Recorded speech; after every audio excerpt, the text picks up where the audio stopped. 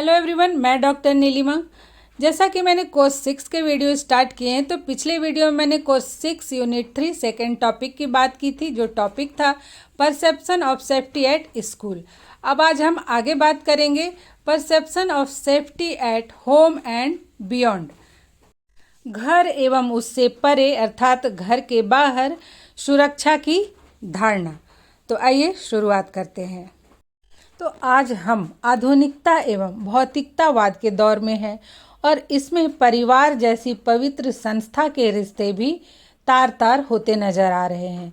यौन दुर्व्यवहार, उत्पीड़न, यौन हिंसा हमारे परिवार एवं समाज की गंभीर समस्या बन गई है। हम कह सकते हैं कि यह एक महामारी की तरफ फैलती जा रही है, कम होने का नाम ही नहीं ले रही है।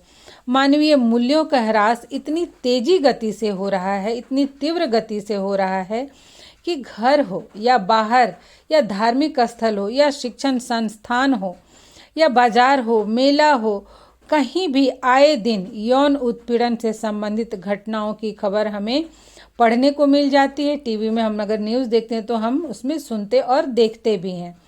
इतना ही नहीं, रिश्तेदारों, पड़ोसियों या समाज के लोगों का भी आपस में पहले की तरह विश्वास नहीं रहा। अब उनका विश्वास समाप्त प्रायः होता जा रहा है। हर किसी के मुंह से यही बात सुनने को मिलती है कि जमाना खराब हो गया है, हम किसी पर विश्वास नहीं कर सकते हैं।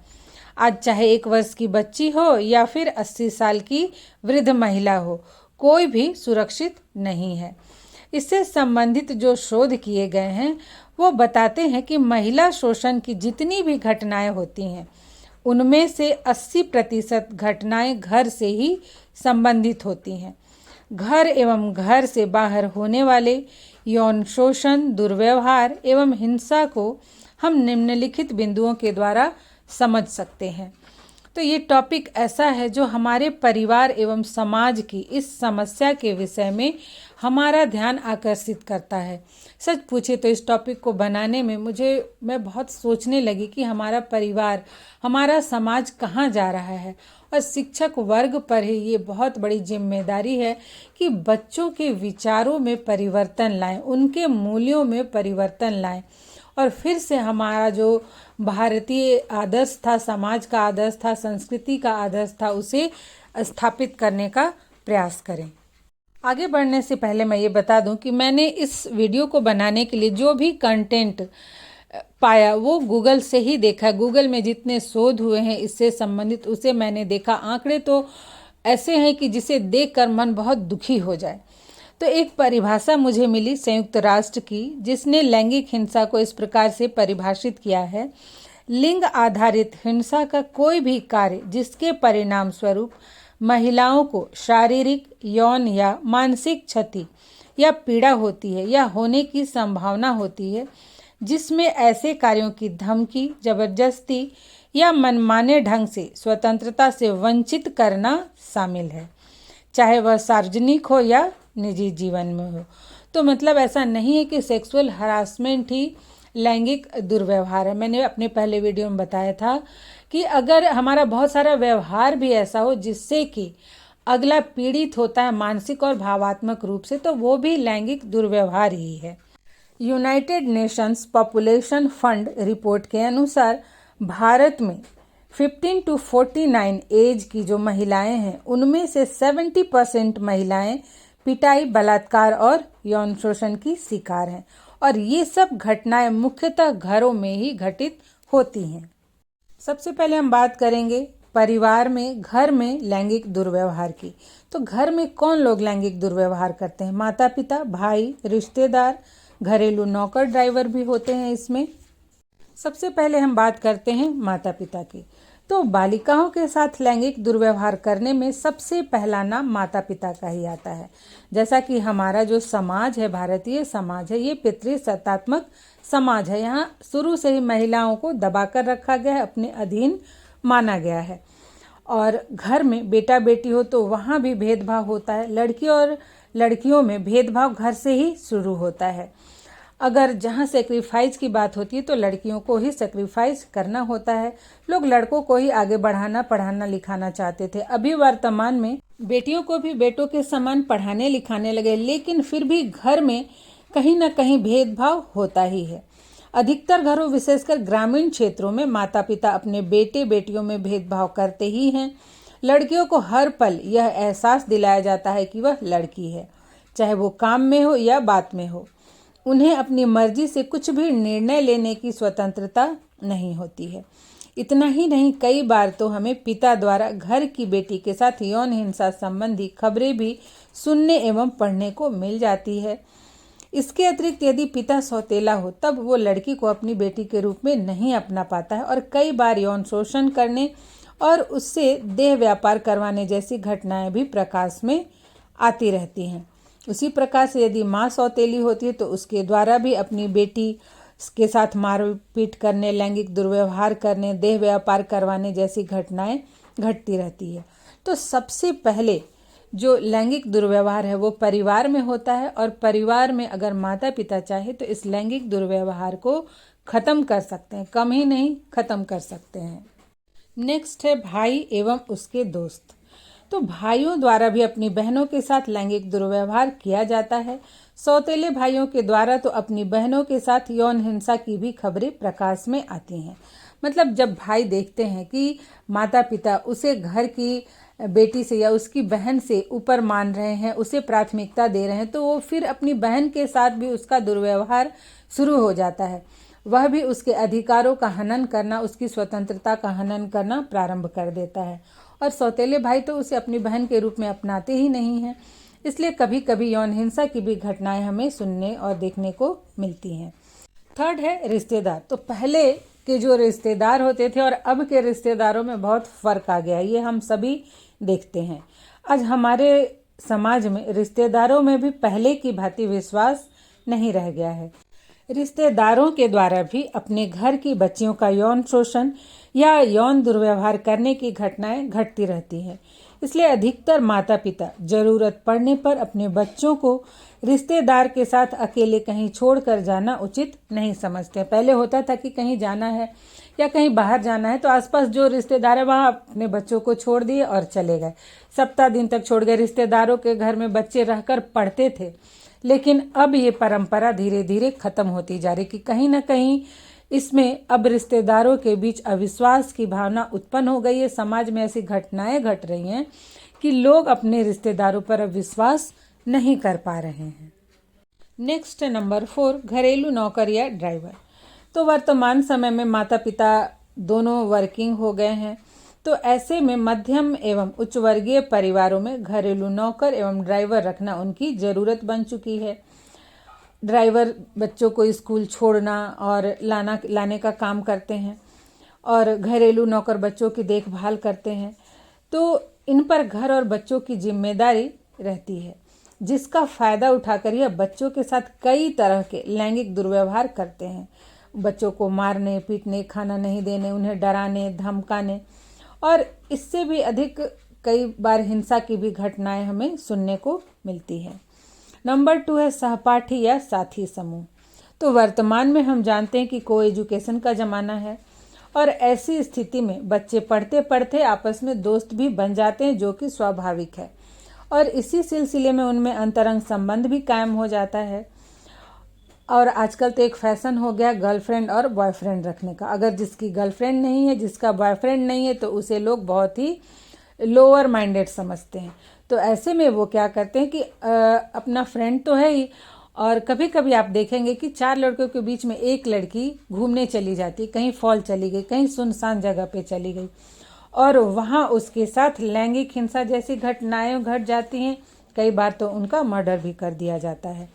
तो ये भी आजकल हमारे समाज में बढ़ता ही जा रहा है। नेक्स्ट है नंबर 3, पड़ोसी। तो एक समय था कि जब बच्चा पड़ोस के घर में ही पलता था, लेकिन आज स्थिति बदल चुकी है। आज कोई भी माता पिता अपने बच्चों, विशेषकर बच्चियों को पड़ोस के घर में छोड़ना उचित नहीं समझते हैं, क्योंकि पड़ोसियों द्वारा की गई लैंगिक दुर्व्यवहार की कई घटनाओं ने पड़ोसियों के प्रति भी लोगों के मन में अविश्वास उत्पन्न कर दिया है। 4 है समाज के लोग। तो आए दिन हम ऐसी भी घटनाएं सुनते हैं कि 3 से 5 साल की बच्ची जो खेल रही थी, उसके समाज के किसी व्यक्ति द्वारा ही उसे डराया धमका कर या बहला फुसला कर या टॉफी देने का लालच देकर उसके साथ लैंगिक हिंसा की गई।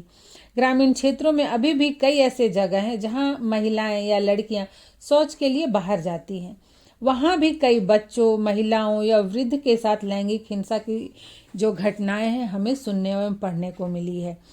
एक घटना थी, पेपर में ही आया था कि एक बच्ची दुकान में सामान लेने गई 5 साल की, और दुकानदार दोपहर का समय था, देखकर उसे अपने दुकान के अंदर ले लिया और उसने उसके साथ लैंगिक हिंसा की। तो इस तरह से समाज के लोग भी मौके का फायदा उठाकर वो ये नहीं देखते कि बच्ची है या वृद्ध है या महिला है, उसके साथ इस तरह के व्यवहार करने लगे हैं, जिससे इस तरह की घटनाएं दिन प्रतिदिन बढ़ती जा रही हैं। नेक्स्ट है नंबर 5, धार्मिक गुरु। तो धर्म चाहे कोई भी हो, हमने कई धार्मिक गुरुओं, पंडितों के द्वारा भी अपने अनुयायियों के साथ लैंगिक दुर्व्यवहार या यौन हिंसा से संबंधित घटनाएं अक्सर सुनने को मिल जाती हैं। नंबर 6 है मालिक। तो वर्तमान में हमारे देश के विभिन्न भागों में मध्यम एवं उच्च वर्ग के घरों में बालिकाएं घरेलू कामगार के रूप में कार्यरत हैं। छोटी छोटी लड़कियां जो होती हैं वो मतलब 12-14 साल की, 10 साल की भी, या फिर उससे बड़ी 15-20 साल, इस तरह के एज की जो लड़कियां हैं वो दूसरे के घरों में घरेलू काम करके अपने परिवार का जो आर्थिक बोझ है वो उठाती हैं। तो ऐसे में उन बच्चियों के साथ भी या महिलाओं के साथ भी लैंगिक दुर्व्यवहार एवं लैंगिक हिंसाएं होती रहती हैं। नंबर 7 है दलाल। तो हमारे समाज में कई ऐसे एजेंट हैं, दलाल हैं, जो बच्चियों को बहला फुसलाकर काम दिलाने के बहाने उन्हें राज्य से बाहर ले जाते हैं। कभी कभी तो काम दिलाते भी हैं, किंतु उनकी सुध नहीं लेते कि वहाँ उनके साथ क्या हो रहा है, और कभी कभी उन्हें बेच भी देते हैं। अब हम देखेंगे कि परिवार एवं उससे बाहर लैंगिक दुर्व्यवहार के क्या कारण हैं। तो सबसे पहला कारण जो है वो है अशिक्षा। अशिक्षा लोगों को ये नहीं सिखा पाती कि सभी व्यक्ति एक समान है। हमारे देश में, हमारे संविधान में सबको एक समान मानकर एक समान अधिकार दिया गया है, इसलिए लड़के एवं लड़कियों में भेदभाव करते हैं। हमें ये शायद ही किसी लड़की को ये सुनने ना मिले मध्यम वर्गीय एवं निम्न वर्गीय परिवार में कि लड़की हो, ज़्यादा पढ़ के क्या करोगी, एक दिन तो रोटी ही बेलना है। तो ये अशिक्षा ही है जो इस तरह की लोग बात करते हैं।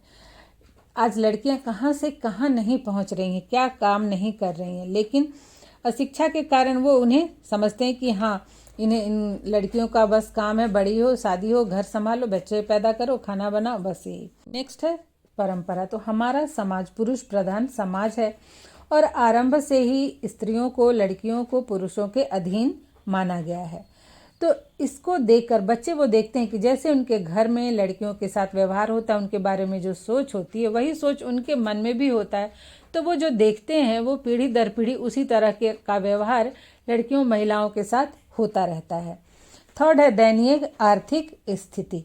तो कभी कभी दयनीय आर्थिक स्थिति के कारण भी जो लड़कियां हैं उन्हें कम उम्र में काम करना पड़ता है, या फिर वैसे में परिवार क्या करते हैं कि लड़कों को वो पढ़ाते हैं और लड़कियों को नहीं पढ़ाते, उन्हें उन पर खर्च नहीं करते। वो सोचते लड़कियां तो शादी करके दूसरे घर चली जाएंगी, बेटे रहेंगे तो उनका सहारा बनेंगे। तो जो आर्थिक स्थिति है वो भी कहीं कभी कभी लैंगिक दुर्व्यवहार करने को मजबूर कर देती है। उसके बाद है मूल्यों का ह्रास। तो ये तो सबसे बड़ा कारण है। चाहे लड़का हो या लड़की, सभी इंसान हैं और हमें हर एक के घर की महिलाओं, बच्चियों का आदर करना चाहिए, उन्हें सम्मान की दृष्टि से देखना चाहिए। तो लोग अपने घर की महिलाओं और बच्चियों की सुरक्षा तो चाहते हैं, लेकिन दूसरे घर की महिलाओं और बच्चियों को खराब दृष्टि से देखते हैं। तो ये बहुत बड़ा कहीं हमारे समाज में दोष बढ़ता जा रहा है इस तरह का। पहले होता था कि एक अगर कोई गांव है तो गांव की कोई भी बेटी पूरे गांव की बेटी होती थी और सब लोग उसकी सुरक्षा करते थे, लेकिन कहीं ना कहीं अब ये मूल्य खत्म होता जा रहा है। नेक्स्ट है नैतिक पतन।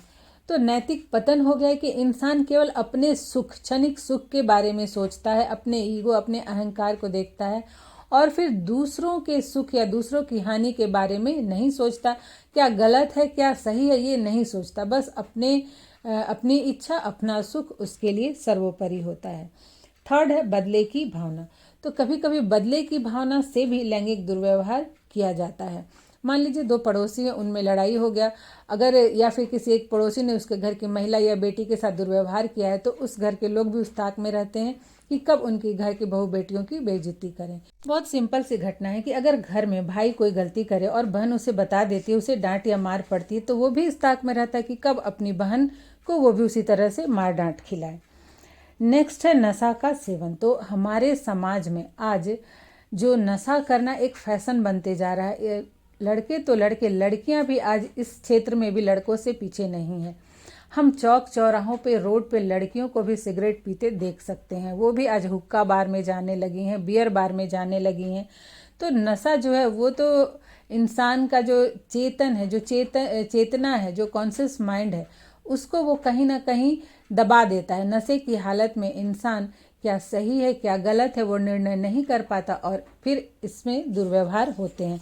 घर में जो घटनाएं होती हैं औरतों के साथ मारपीट की, अधिकतर घटनाओं में पुरुष जो होते हैं उन्होंने नशा किया होता है और तब फिर उस स्थिति में महिलाओं के साथ मारपीट करते हैं। अब हम देखते हैं कि घर में या घर से बाहर कौन से ऐसे स्थान है जहां इस तरह की घटनाओं की होने की अधिक संभावना रहती है।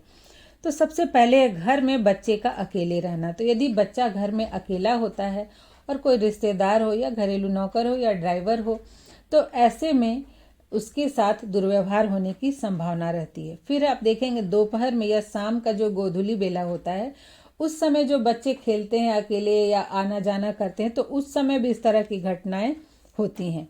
फिर बाजार में भी, मान लीजिए बाजार का भीड़ भाड़ वाला स्थान है, तो वैसे में भी जो कुछ लड़के कुछ पुरुष इस तरह के विकृत मानसिकता वाले होते हैं कि लड़कियों या औरतों के साथ धक्का देना, जानबूझकर उनकी बॉडी से टच होना या उनके किन्हीं अंगों को छूना, इस तरह की गलतियां करते हैं। फिर नंबर 4 है भीड़ भाड़ वाले स्थान, अर्थात मेला में आप देखेंगे ज़्यादा भीड़ होता है तो वहाँ भी बहुत दुर्व्यवहार होता है।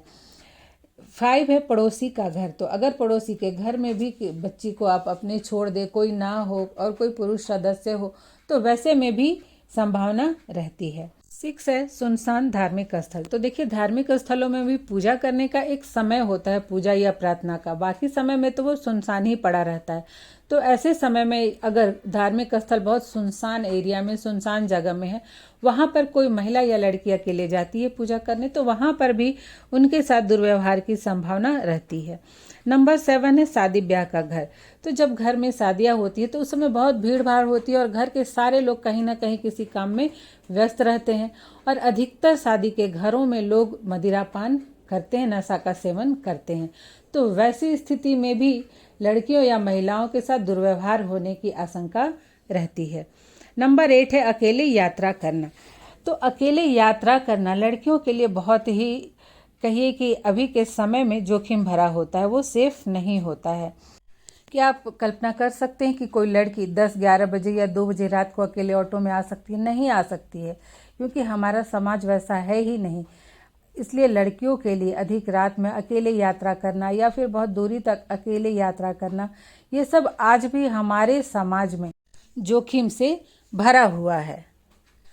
तो यदि हम इन छोटी छोटी बातों का ध्यान रखें कि कहाँ कहाँ पर इस तरह के दुर्व्यवहार या हिंसा होने की संभावना अधिक है, तो वैसे जगहों से अपने बच्चों को दूर रखें, महिलाओं को भी ऐसे जगहों से दूर रहना चाहिए, तो हम लैंगिक दुर्व्यवहार एवं हिंसा की घटना को थोड़ा तो कम कर ही सकते हैं। और अब अंत में हम देखते हैं कि इसका क्या प्रभाव होता है। तो अब देख लीजिए, अगर आपके अगल बगल या समाज में अगर इस तरह की घटना हो जाए तो क्या होता है? इससे आपसी द्वेष होता है, लड़ाई झगड़ा होता है, तनाव उत्पन्न होता है, अपने पड़ोसियों, अपने समाज के लोगों में अविश्वास की भावना में वृद्धि हो जाती है। कभी कभी तो लड़ाई झगड़ा के कारण थाना पुलिस तक हो जाता है। और कई बार आप देखेंगे कि लड़ाई झगड़ा में या तो परिवार के किसी सदस्य की हत्या हो गई, या फिर अगर कोई लड़की ही है, जैसा मैंने बताया कि वो चली जाती है दूर घूमने सुनसान अपने दोस्तों के साथ, तो वैसे में उसके साथ यौन हिंसा करके उसकी हत्या भी कर दी जाती है। तो इस तरह की घटनाएं हमारे क्षेत्र में या फिर हमारे समाज में असुरक्षित माहौल उत्पन्न करती हैं, और जो उससे पीड़ित होते हैं, चाहे व्यक्ति हो या फिर उसका परिवार, पीड़ित को तो शारीरिक चोट और मानसिक चोट, भावनात्मक चोट लगती है, लेकिन अगर किसी परिवार की किसी बेटी या महिला के साथ कोई यौन हिंसा की घटना हो जाती है तो इससे पूरा परिवार पीड़ित हो जाता है, पूरा परिवार मानसिक दबाव से गुजरता है। तो इस तरह की घटनाएं कहीं ना कहीं हमारे समाज के लिए बहुत ही हानिकारक है, निंदनीय है और गंभीर समस्या भी है। तो ये जो टॉपिक है ये ना केवल एक एग्ज़ाम लिखने के लिए ये नोट्स है, बल्कि आप भविष्य में शिक्षक बनेंगे और आपका ये दायित्व होना चाहिए कि आप हमारे समाज की इस समस्याओं को समझें और समाज में नवनिर्माण का प्रयास करें। लोगों के विचारों में उनकी जो भी भावनाएं जो कि परंपरावादी है, रूढ़िवादी है, उसको परिवर्तित करने में अपनी महत्वपूर्ण भूमिका निभाएं, जिससे कि हमारा जो आदर्श भारतीय समाज था उसके मूल्यों को हम फिर से स्थापित कर सकें। तो आशा करती हूँ ये वीडियो आपके लिए हेल्पफुल होगा। आज यहीं तक, मिलते हैं नेक्स्ट वीडियो में।